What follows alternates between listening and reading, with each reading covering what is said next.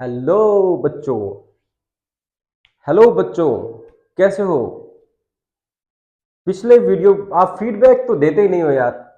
मतलब मैं कोई भी वीडियो बनाता हूँ, कम से कम ये तो बताओ कि अच्छा था या और क्या इसमें इम्प्रूवमेंट करने की जरूरत थी, है ना? तो कमेंट वमेंट भी कर दिया करो, बट कमेंट्स जो है वो इम्प्रॉपर नहीं होने चाहिए। आप स्टूडेंट हो तो कमेंट्स जो है वो स्टूडेंट्स वाला ही होने चाहिए, है ना? तो चलिए, let's start with physical properties of aldehyde and ketones. बहुत थोड़ी सी फिजिकल प्रॉपर्टीज है, बट हाँ इंपॉर्टेंट है। और वो फिजिकल प्रॉपर्टीज सिर्फ यहाँ पे हम दो चीजें डिस्कस करने वाले हैं एल्डिहाइड एंड कीटोन्स की। First one is the solubility and second one is the boiling points. Yeah, second one is the solubility, first one is the boiling point. So let's start with first property, that is the boiling points of aldehyde and ketones.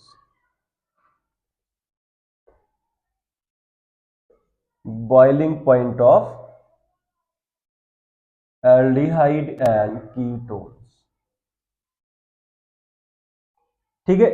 Aldehyde और ketones के boiling point को जानने से पहले मैं आपको एक चीज और बता दूं कि एल्डिहाइड और कीटोन्स में कौन सा ग्रुप प्रेजेंट है। कार्बोनिल ग्रुप प्रेजेंट है। कार्बोनिल ग्रुप कुछ इस तरह से होता है, देखो ये कार्बोनिल ग्रुप है, सी डबल बॉन्ड ओ। और इसमें जो कार्बोनिल ग्रुप का कार्बन है ये sp2 हाइब्रिडाइज्ड है, ये भी आपको पता है। दूसरी चीज आपको ये भी पता है कि out of carbon and oxygen, oxygen की इलेक्ट्रोनेगेटिविटी ज्यादा है कार्बन से।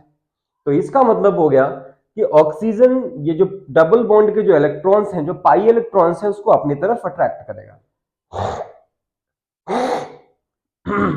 ठीक है, तो अट्रैक्ट करेगा तो क्या होगा, इस ऑक्सीजन पे आ जाएगा पार्शियल नेगेटिव चार्ज और इस कार्बन पे क्या आ जाएगा, पार्शियल पॉजिटिव चार्ज। इसका मतलब कार्बोनिल ग्रुप ये कैसा हो गया, इट इज पोलर। बताओ पोलर है कि नहीं है ना पोलर। ठीक है, अब जब ये पोलर हो गया तो इसमें डाइपोलर अट्रैक्शंस भी होंगे। मतलब the negative end of one molecule will attract the positive end of another molecule and vice versa.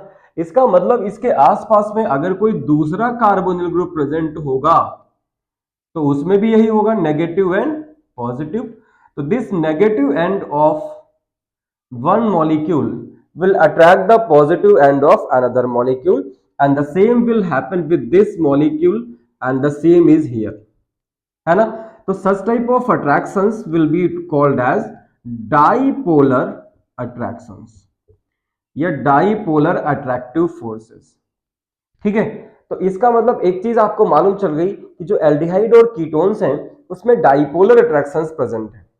ठीक, इसका मतलब ये हो गया कि ऐसे मॉलिक्यूल्स जिनमें डाइपोलर अट्रैक्शंस इससे कम होंगे उन कंपाउंड से एल्डिहाइड और कीटोन्स का बॉइलिंग पॉइंट ज्यादा होगा। ठीक है ना, इतना समझ पा रहे हैं? तो इसका मतलब हो गया कि if we are comparing the boiling points of hydrocarbon, the boiling points of ethers, ethers में वीक डाइपोलर अट्रैक्शन मिलता है। ईथर का देखो जनरल फॉर्मूला होता है ROR, ठीक है ना? तो यहां पे भी क्या है, ऑक्सीजन मोर इलेक्ट्रोनेगेटिव है। तो ऑक्सीजन मोर इलेक्ट्रोनेगेटिव एटम होने की वजह से यहां पे भी डाइपोलर अट्रैक्शंस मिलते हैं, but these dipolar attractions are weak dipolar attractions as compare to the dipolar attractions present in the carbonyl group.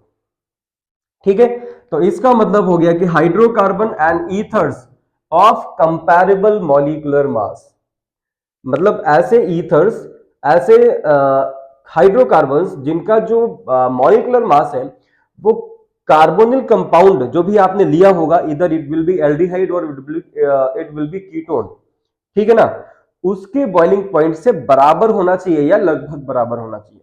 बहुत बड़ा डिफरेंस नहीं होना चाहिए।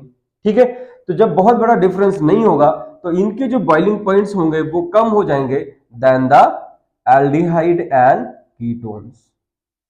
ठीक है, तो ये पहली चीज आपको समझ में आई। पहली चीज आपको क्या समझ में आई कि एल्डिहाइड और कीटोन्स के जो बॉइलिंग पॉइंट्स हैं वो हाइड्रोकार्बन और ईथर्स के बॉइलिंग पॉइंट से ज्यादा होंगे। ठीक है, और ये बॉइलिंग पॉइंट्स ज्यादा क्यों होंगे, क्योंकि एल्डिहाइड और कीटोन्स में कार्बोनिल ग्रुप होने की वजह से ये पोलर हो जाता है और इसमें मिलता है डाइपोलर अट्रैक्शन, और डाइपोलर अट्रैक्शन होने की वजह से हाइड्रोकार्बन और ईथर के बॉइलिंग पॉइंट जो है कम हो जाते हैं then the aldehyde and ketones. समझ में आया ना इतना? अब फटाफट सब्सक्राइब कर दो फिर इसी बात पे, सब्सक्रिप्शन नहीं छूटना चाहिए, ठीक है ना? अब देखो, अब दूसरी चीजों को देखते हैं। दूसरी चीजें क्या है कि if we are comparing the boiling points of alcohol, boiling points of alcohol with the boiling point of aldehyde and ketone with comparable molecular mass। Molecular mass की कंडीशन वही है कि मॉलिकुलर मास में बहुत ज्यादा डिफरेंस नहीं होना चाहिए, एक दो पॉइंट का डिफरेंस होगा, यूनिट का डिफरेंस होगा चलेगा, बट कंपैरेबल होना चाहिए, मतलब दोनों का मॉलिकुलर मास लगभग सेम होना चाहिए, ठीक है? तो क्या होगा, the boiling points of alcohol will be greater than the boiling points of aldehyde and ketones. अब ऐसा क्यों हो जाएगा? इसके पास तो डाइपोलर अट्रैक्शन प्रेजेंट है, जब डाइपोलर अट्रैक्शन प्रेजेंट था तो इसका बॉइलिंग पॉइंट ज्यादा होना चाहिए, इसका कैसे हो गया? तो इसका कैसे हो गया वो सुनो, ऐसे हो गया। कैसे हो गया? क्योंकि अल्कोहल है और अल्कोहल में कौन सी बॉन्डिंग मिल जाती है? अल्कोहल में मिल जाती है हाइड्रोजन बॉन्डिंग। अल्कोहल में क्या मिलती है? Hydrogen bonding, intermolecular hydrogen bonding, and due to the presence of this intermolecular hydrogen bonding, the boiling points of aldehyde becomes lower than that of alcohols, या तो हम कहें कि the boiling point of alcohols are greater than the boiling points of aldehyde and ketone। Reason मालूम चल गया, alcohol में hydrogen bonding present है, एल्डिहाइड और कीटोन्स में हाइड्रोजन बॉन्डिंग नहीं है, सिर्फ क्या है? सिर्फ यहां है डाइपोलर अट्रैक्शंस, और जो डाइपोलर अट्रैक्शंस होंगे वो वीक अट्रैक्शन होगा देन द हाइड्रोजन बॉन्डिंग, ठीक है? ऑफ कंपैरेबल मॉलिक्यूलर मास, ये ध्यान रखिएगा, मॉलिक्यूलर मास लगभग बराबर होना चाहिए। अब तीसरी चीज देखो, ये तो पॉइंट नंबर 2 था। तीसरी चीज क्या कि if we compare the boiling points of aldehyde and ketone, मतलब एक आप एल्डिहाइड ले लीजिए और दूसरा आप कीटोन ले लीजिए, ठीक है? तो इन दोनों में बॉइलिंग पॉइंट किसका ज्यादा होगा? तो देखो, एल्डिहाइड का जो जनरल फॉर्मूला होता है वो है RC डबल बॉन्ड ONH या RCHO, और कीटोन का क्या है? RC double bond ONR। फटाफट बताओ जरा, किसका ज्यादा होना चाहिए और रीजन क्या होगा? तो हम बताते हैं आपको, और बताने जा रहे हैं, सब्सक्राइब करके जाइएगा, छोड़िएगा नहीं, ठीक है? क्या होगा कि कीटोन्स का जो बॉइलिंग पॉइंट है will be somewhat greater than the boiling point of aldehyde, ठीक है? क्यों? क्योंकि कीटोन्स के पास में दो एल्काइल ग्रुप प्रेजेंट होंगे, due to the presence of two alkyl group this carbonyl group is more polar, ठीक? ये जो कार्बोनिल ग्रुप है कीटोन वाला, ये ज्यादा पोलर होगा देन द एल्डिहाइड, ठीक है? और उसी की वजह से इसमें डाइपोलर अट्रैक्शन थोड़ा सा स्ट्रांग हो जाएगा। किसमें?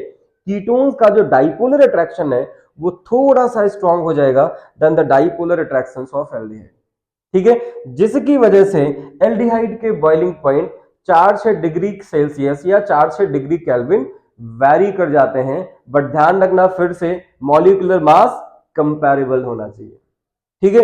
ये जितनी भी कंडीशंस मैंने बताई, किसका ज्यादा किसका कम, ये किस चीज पे डिपेंड, मतलब बेस क्या है? बेस है मॉलिक्यूलर जो मासेस हैं वो लगभग सेम होने चाहिए। ऐसा नहीं है कि एक का मॉलिक्यूलर मास 24 है, दूसरे का 240 है और आप इसको कंपेयर कर रहे हो, ये कंपैरिजन नहीं चलेगा, ठीक है? कंपैरिजन है, एक 24 है दूसरा 25 है तब भी चलेगा, ठीक है? इसको बोलेंगे कंपैरेबल मॉलिक्यूलर मास, यहां पे कंपैरेबल नहीं है, ठीक है? तो next come to the solubility in water. Aldehyde और कीटोन्स वाटर में सॉल्युबल होते हैं कि नहीं होते हैं, और ये भी आपको ही बताना है, और जैसे मैं बता रहा हूं वैसे याद कर लीजिएगा, चैनल को सब्सक्राइब कर दीजिएगा, शेयर कर दीजिएगा। Next property is the solubility in water, ठीक है? तो आपको लेना है कोई भी एल्डिहाइड या कोई भी कीटोन, ठीक है? इनकी चेक करनी है क्या? सॉल्युबिलिटी। तो हेडिंग हमारी हो जाती है, टॉपिक हो जाता है solubility of aldehyde and ketones in water. बताओ सॉल्युबल होंगे कि नहीं होंगे? Aldehyde and ketones are soluble in water, but वो कंडीशन में आगे भी बताता हूं। अभी आप ऐसे याद रखो कि जो भी एल्डिहाइड हैं या जो भी कीटोन्स हैं, they are soluble in water, soluble है। और वाटर में जो भी सब्सटेंस सॉल्युबल है वो किसकी वजह से है? Due to the presence of what? Intermolecular hydrogen bonding. तो aldehyde and ketones are soluble in water due to the presence of what? Reason लिख लो फटाफट, नोट्स बनाते रहो साथ में और समझते रहो। इंटरमॉलिक्यूलर हाइड्रोजन बॉन्डिंग, मतलब एल्डिहाइड और कीटोन्स वाटर मॉलिक्यूल के साथ में इंटरमॉलिक्यूलर हाइड्रोजन बॉन्ड की फॉर्मेशन करते हैं, and that's why they are soluble in water. ठीक है, अब ये कब तक सॉल्युबल होंगे, कितने कार्बन तक सॉल्युबल होंगे? तो हम बता देते हैं आपको कि they are soluble up to 4 carbon atoms. मतलब ऐसे एल्डिहाइड और कीटोन्स जिसमें 4 कार्बन तक है, मतलब एल्डिहाइड है तो अप टू ब्यूटेनल, और कीटोन है तो अप टू ब्यूटेन 2 ठीक है, they are soluble in water.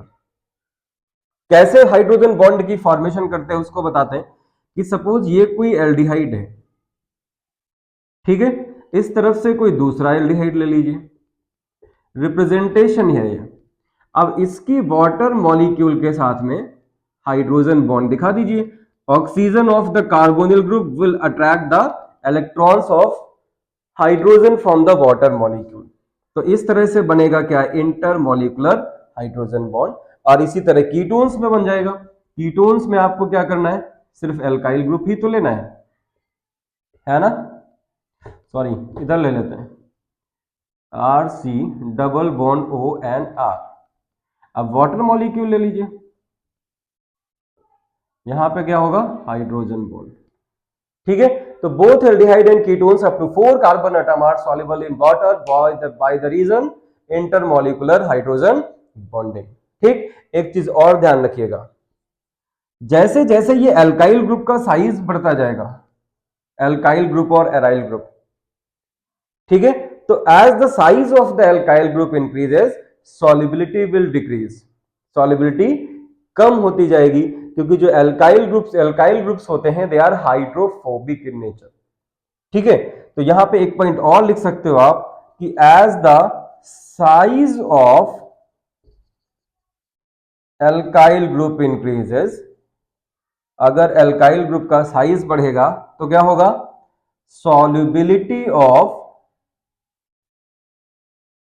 solubility of aldehyde और any ketone will decrease, solubility कम होती जाएगी। ठीक है, ये पॉइंट आपको समझ में आया? मुझे पता है पक्का समझ में आया होगा। फटाफट सब्सक्राइब कर दो तुरंत बटन को। ठीक है ना?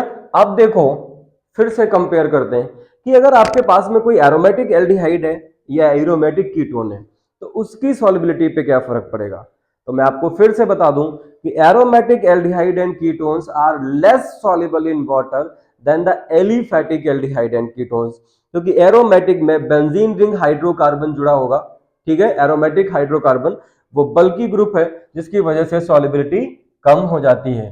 तो एक पॉइंट आप और लिख लीजिएगा, that is aromatic aldehyde and ketones are less soluble than the aliphatic aldehyde and ketones. यहां पे मैं लिख दे रहा हूं, नोट्स आपने बना ही लिए होंगे। आप ऐसे लिख सकते हो, पॉइंट क्या है कि जो एरोमेटिक एल्डिहाइड एंड कीटोन्स हैं, aromatic aldehyde and ketones are less soluble in water than aliphatic aldehyde and ketone। ये तो कुछ थी physical properties of aldehyde and ketones. अब इसके बाद हम लोग मूव करेंगे केमिकल प्रॉपर्टीज में। इस वीडियो को यहीं पे खत्म कर देते हैं, केमिकल प्रॉपर्टीज पे मूव करेंगे इन द नेक्स्ट वीडियो। तब तक के लिए बाय बाय।